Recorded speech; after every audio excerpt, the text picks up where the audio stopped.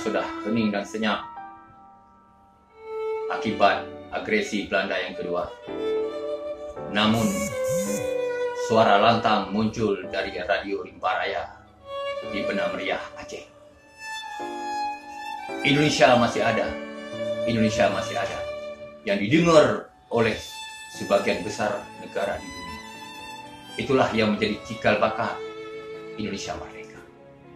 Maka sepatutnya dan sudah saatnya kita mendukung radio Perjuangan Rimba Raya untuk meraih anugerah pesona Indonesia tahun 2020. Terima kasih.